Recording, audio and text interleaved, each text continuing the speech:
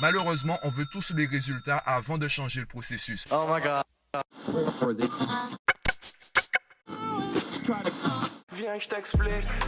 Yo, aujourd'hui, j'aimerais rapidement te parler, car là, je m'apprête à commencer une séance. J'aimerais rapidement te parler de ce qu'on appelle le stress positif. Pour moi, le stress positif, c'est induire les gens en erreur. Stress négatif, stress positif, ça fait beaucoup de variations pour pratiquement la même chose. Cette même chose, c'est la pression. Tu as deux façons de gérer la pression. Tu peux être excité. Il y a des choses, en fait, qui, même si elles sont compliquées, même si tu n'es même pas sûr d'avoir le résultat que tu veux, tu es tellement positif, tu es tellement excité par l'événement que tu ne ressens pas de stress, tu ressens de l'excitation. Et pour moi, c'est ça qu'on appelle le stress positif. Le stress négatif, c'est simplement le stress. Et comment combattre le stress négatif? Comment transformer le stress en excitation? Déjà, tout dépend de tes habitudes. Ce n'est pas le résultat qu'il faut changer, encore une fois, c'est le processus. Je te prends deux exemples. Le premier exemple, un exemple que j'adore et qui est très parlant, c'est le loto.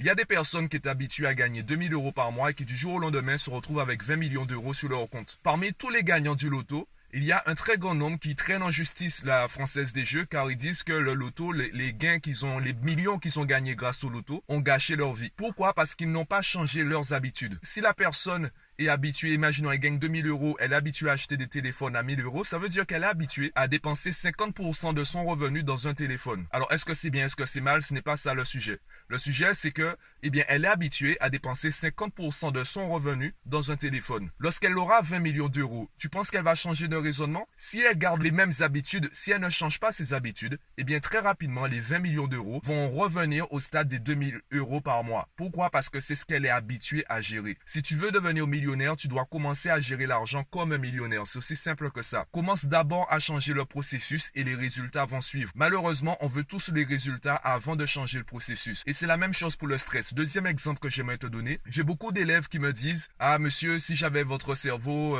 franchement, j'arrêterais de stresser en examen ou j'aurais de meilleurs résultats. D'ailleurs, est-ce que vous voulez pas aller en évaluation à ma place ?» Et je leur dis non, parce que même si tu étais aussi intelligent que moi, entre guillemets, puisque je me considère pas plus intelligent qu'eux et c'est ce que j'aimerais leur enseigner, même si tu étais plus intelligent, tu continuerais à stresser. Car le stress ne résulte pas de ton intelligence car tu es capable. Quand tu travailles avec moi, tu me montres que tu as le niveau pour avoir 20 en évaluation. Le problème, c'est l'image que tu as de toi, la confiance que tu as en toi. Il y a une différence entre confiance et arrogance. La même différence qu'il y a entre excitation et stress. Celui qui est confiant, il ne sait pas s'il aura 20 en évaluation. Par contre, il sait qu'il a bossé pour avoir 20. Il est conscient qu'il est capable d'avoir 20. Est-ce qu'il aura 20? Il ne le sait pas. Celui qui est arrogant, il dit à tout le monde j'aurai 20. Il est sûr d'avoir 20. Malheureusement, il y a des conditions, il y a des paramètres qui ne dépendent pas de notre volonté. Peut-être que ce matin-là, tout simplement on se sent malade ou il y a eu un problème dans notre famille, notre concentration, notre esprit est ailleurs. Il y a beaucoup de paramètres qui peuvent bouleverser notre concentration et donc bouleverser notre niveau, bouleverser notre façon de travailler et ça va descendre nos résultats. Donc celui qui est confiant, il se connaît lui. D'où la phrase connais-toi toi-même. Quand tu te connais, tu gagnes en confiance en toi. Et les élèves qui pensent qu'en étant plus intelligents, ils auront de meilleurs résultats, ce sont des élèves qui ont une image faussée d'eux-mêmes. Tout le monde est intelligent. Le but, c'est pas de savoir comment augmenter son intelligence. Le but, c'est de se connaître pour gérer son intelligence, sa façon d'aborder les choses. Si on évalue un poisson à sa capacité à grimper sur un arbre, le poisson pensera qu'il est nul. Par contre, si le poisson dit, écoutez les gars, je suis un poisson, ça sert à rien de me demander de grimper sur un arbre. Par contre, demandez-moi de nager dans l'océan. Là, on pourra discuter. Là, je pourrais vous montrer qui je suis et ce que je suis capable de faire. Donc, tout dépend de ta façon d'aborder les choses, de ton niveau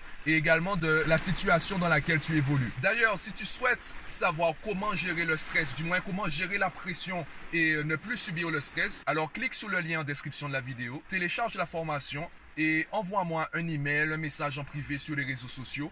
On pourra discuter, tu pourras m'expliquer quelles sont les questions que tu as et également quels sont les problèmes que tu rencontres. Et là, je pourrais t'aider en répondant à tes questions. Donc, fais déjà tout cela. Donne-moi ton avis en commentaire. Partage la vidéo, partage le podcast autour de toi. Et moi, je te dis à bientôt.